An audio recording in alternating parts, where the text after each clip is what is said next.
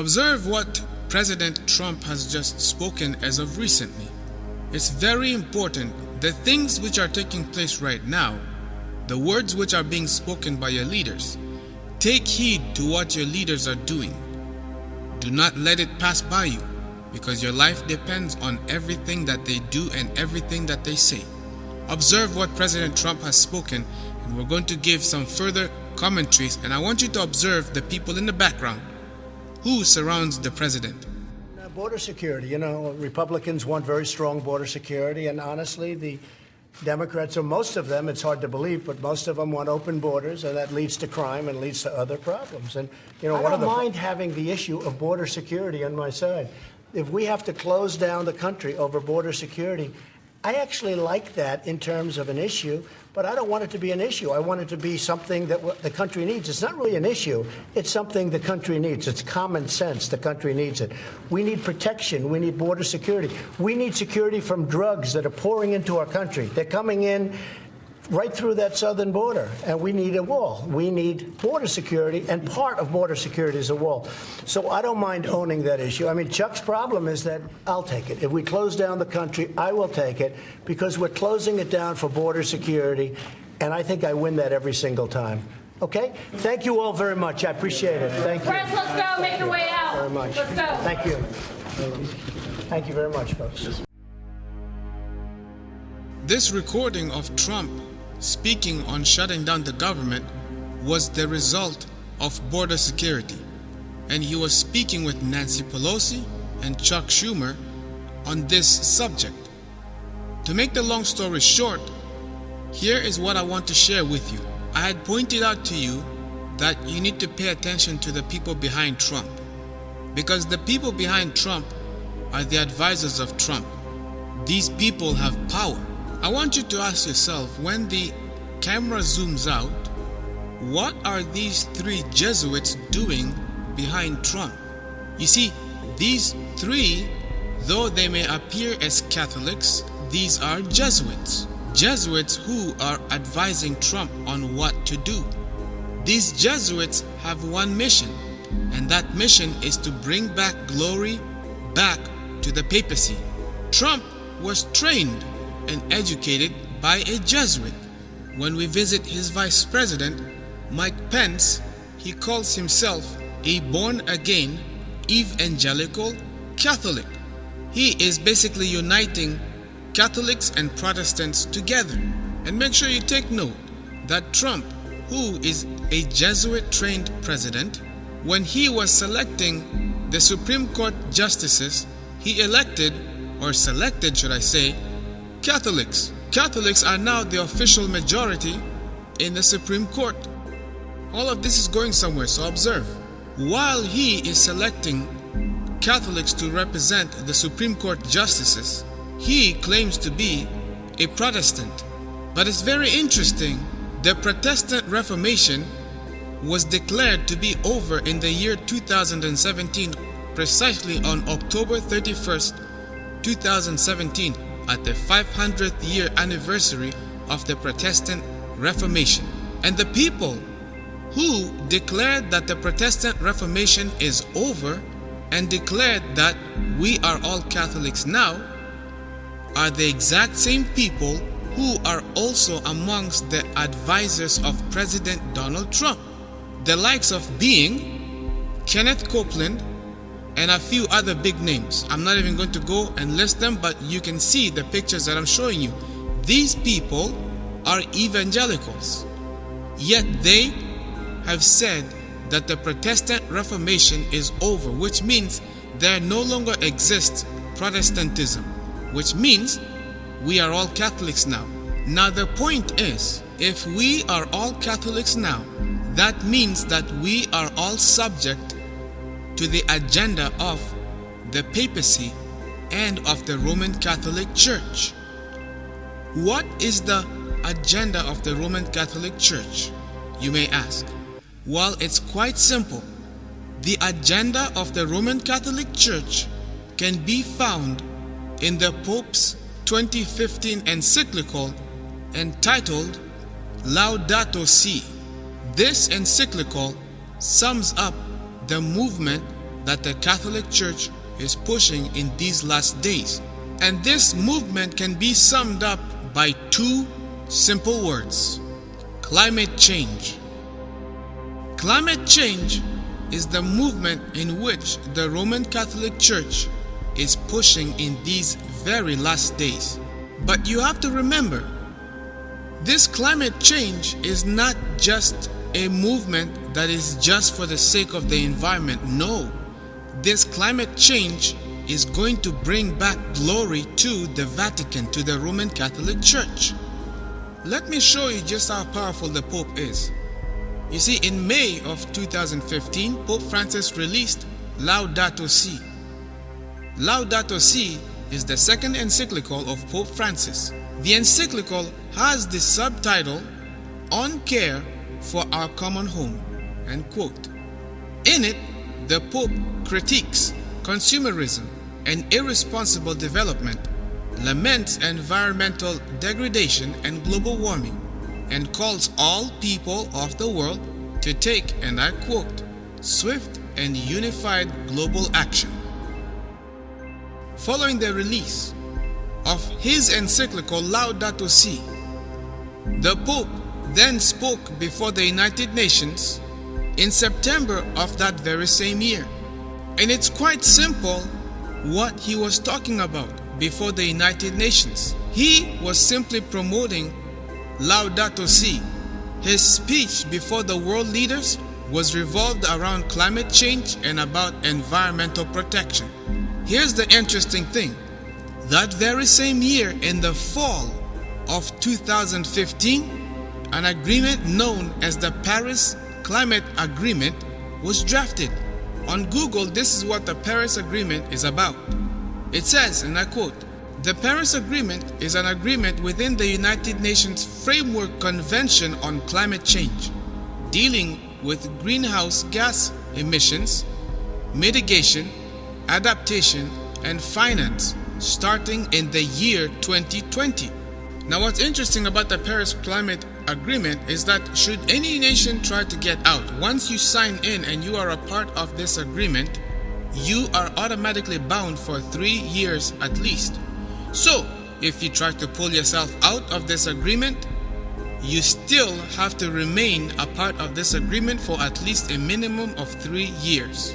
So when President Trump took presidency and became the 45th President of the United States of America, when he tried to pull America out, he could not pull America out until America remains at least for 3 years. Obama was the one who signed the Paris Agreement, which means that America is not necessarily out. America is still a part of the Paris Agreement, despite what many people may think.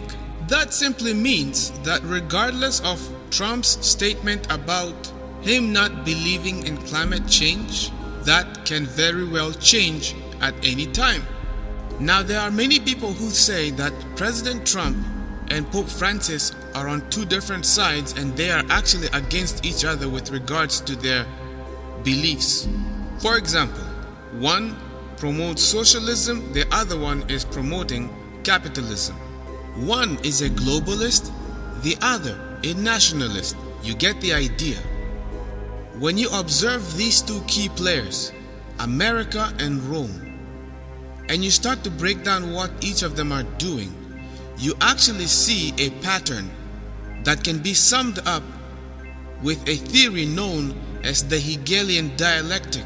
The Hegelian dialectic dictates that if you have a thesis, there will be an antithesis, and the two will always result in a synthesis. It is easily summed up as problem, reaction, solution. America must remain in the Paris Agreement until 2020, November of 2020. That ultimately means that anything can happen between now and then. While Trump may hint that he is against the Paris Agreement, it's very interesting that he is bringing on board on his members of advisors, the Roman Catholics, and yet choosing Roman Catholics to be the ones to occupy the seats of the Supreme Court justices. While he is claiming to be against the Paris Agreement, against the Pope's idea, Trump brings Catholics directly from the Vatican to be his advisors. It's very interesting that while Trump shows that he is against the papacy, he is the one who actually is introducing the union of church and state. The image of the beast is only possible with Trump. He has brought a union of church and state, something that the Vatican loves, while yet making it seem like he is against the Vatican's ideas. Think about this, ladies and gentlemen. It does not add up. What's happening is the atmosphere is actually being created. It's being ripened so that the people will be the ones to demand that they want a climate change law to be passed. And they want work-free Sundays for the sake of protecting the environment, for the sake of humanity. They are going to be the ones to demand that the state implements this. And once the state implements this, it goes worldwide. France right now is doing this. Remember, the Trump presidency has vowed to give power back to the people. He is simply shifting the power from the federal government and giving it back to the states. The states are going to be able to work independently. That is his idea of making America great again. Which means if one state decides to bring in the death penalty, that state can be able to do so. If another state decides to bring in a climate change law, they can do so. If another state decides that they would like to ban shopping on Sundays, they can do so. That is how America used to be in the first place. The states were acting independently of the federal government, but they abused it.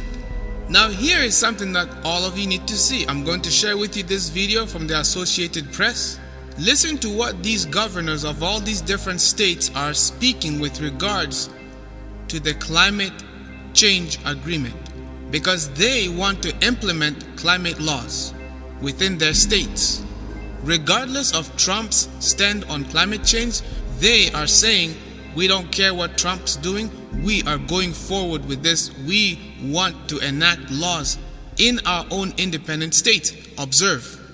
Yes, we need the federal government, we need the President of the United States, but in the meantime, we're going to build the momentum, take concrete actions, as all these different states are. 24 hours of the President purporting to remove us from the Paris Agreement, we had stood up the United States Climate Alliance. And that alliance was formed for the fundamental purpose to make sure that the world understood that we were still in the Paris Agreement, and we are still in the Paris Agreement. We will take action even if Washington doesn't. You see, ladies and gentlemen, all of this is because of the Pope's encyclical. The Pope's encyclical actually is calling for a national Sunday law within Laudato Si. Laudato Si is the encyclical that hides national Sunday law, the mark of the beast. France right now is displaying exactly what the Paris Agreement is really about, because they have banned vehicles on the first Sunday of every month for the sake of the environment. And not just this alone, but there's actually a talk right now about wanting to ban working on Sunday. We got a good bitter tug of war starting today's French newspapers. Flo's here on set with more. This is the government ban on working on Sundays, isn't it, Flo? That's right, and this Sunday several home improvement stores decided to brave that ban, and this has caused quite an uproar that's continuing to get a lot of attention here today. Let's take a look at Libération that talks about Sacred Sunday, and Libération says having Sunday be a work-free day is an essential part of people's social and family lives, but it's colliding with the labor market and France's competitiveness. So how can you reconcile the two? Libération takes a closer look and says that it is indeed possible to reconcile the two. You see, all of this sounds good to the average person when they hear that the government is trying to fight for a work-free Sunday. They are happy. The government is appealing to their family time, their religious time, to make things right amongst one another. All of this sounds good on the surface. Oh, and don't forget, it's good for the environment.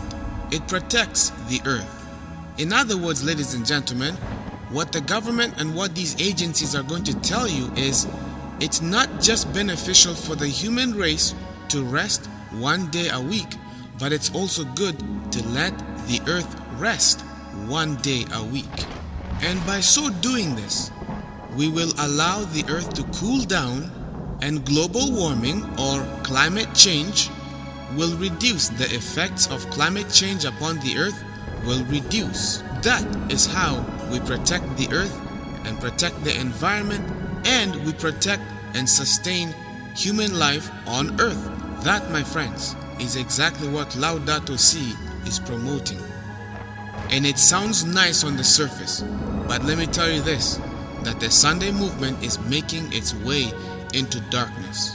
The end goal is persecution of the saints, persecution of those who choose to keep the laws of God, those that obey the 10 commandments of the Lord, and they have the faith, the testimony of Jesus Christ, which means they are observers of the Lord on His true Sabbath day, not the first day of the week. In fact, the Pope in Laudato Si expresses that Sunday is the first day of the week, not the Sabbath, which in North America is referred to as Saturday. You see, ladies and gentlemen, whether you like it or whether you don't like it, Bible prophecy is fulfilling, and the Word of God is standing the test of time, and it's being proven every single day. The signs of the times are showing us that Jesus is coming, and that before Jesus comes, the world is about to enter its darkest hour. This is the longest night of Earth's history. While yet it is the darkest hour, it will not be for long, because Jesus is coming. We're about to see the mark of the beast, National Sunday Law, be declared. Right now you may not necessarily believe it. However, it comes in the form of climate change. You're going to start seeing a lot more Sunday movement being promoted. You're going to hear, when you start to hear these things, that is the time for you to start making things right with the Lord. In fact, start making things right with the Lord now. Because if you have heard the preaching that something as the Sunday law is going to be passed, and you are fully aware of that, when Sunday law is passed, and you think that you can come back to the Lord and make things right, it is too late for you. Probation would have closed. Because now you're coming to the Lord for the wrong reason. You're not coming to make things right. You're not coming to get to know Jesus Christ. You are coming because now you're scared that probation is closing. And that, my friends, is false conversion. And many of you may ask the question, well, what do we do from here? How can I ensure my salvation? How can I be saved? The Bible says in Ecclesiastes 12:13-14, let us hear the conclusion of the whole matter. Fear God and keep His commandments, for this is the whole duty of men. For God shall bring every work into judgment with every secret thing, whether it be good or whether it be evil. You see, ladies and gentlemen, this passage of Ecclesiastes goes hand in hand with the three angels' message, which is found in Revelation chapter 14 verses 6-7. This is the first angel's message. Listen to the following. It says, and I quote, "And I saw another angel fly in the midst of heaven, having the everlasting gospel to preach unto them that dwell on the earth, and to every nation, and kindred, and tongue, and people, saying with a loud voice, Fear God, and give glory to Him, for the hour of His judgment is come, and worship Him that made heaven and earth, and the sea, and the fountains of waters." This passage, ladies and gentlemen, goes hand in hand with the passage of Ecclesiastes. When you fear God, you will keep His commandments. Keeping the commandments of God is going to be the issue of the final end and conclusion of the great controversy between Jesus Christ and Satan. It revolves around worship. Keeping the laws of God, keeping the 10 commandments of God, does not strictly remain with thou shalt not kill, thou shalt not commit adultery, thou shalt not covet, but it also goes to the point of not worshiping any other gods, not even believing in any other gods, because that is idolatry. And also it does not mean that you are excluded from observing the Sabbath of the Lord. The Sabbath of creation has not changed, my friends. The Lord gave you 6 days. In the 4th commandment it says, remember the Sabbath day to keep it holy. 6 days thou shalt labor and do all thy work. But the 7th day is the Sabbath of the Lord thy God. It's not the Sabbath of the Jews. It's not the Sabbath of the Hebrews. It's not the Sabbath of anybody else but to the Lord. He gave us 6 days to do all of our work and to do everything. But his 7th day Sabbath has not changed. So ladies and gentlemen, you that hear this message are without excuse. You cannot say I was not told. What this message, what I'm trying to get you to understand is you must get in the mindset now of overcoming any bad habits. All of us need to overcome any bad habits now. Those that know about this message, when they do not make things right with the Lord because they are waiting to see the sign that a Sunday law is going to be passed, or they are waiting for a sign that says, oh, church and state is now a thing, and then they're going to run back to the Lord and make peace with the Lord, their probation would have closed a long time. It would have been too late for them. But for those who have not heard this message and do not know of this truth, they will be the ones who still have time to make things right with the Lord, but they have a short space of time. Do not underestimate the Paris Agreement, because these things are the main driving force behind the movement of the mark of the beast, the very mark of authority of the papacy, which they said with their own mouths is Sunday sacredness.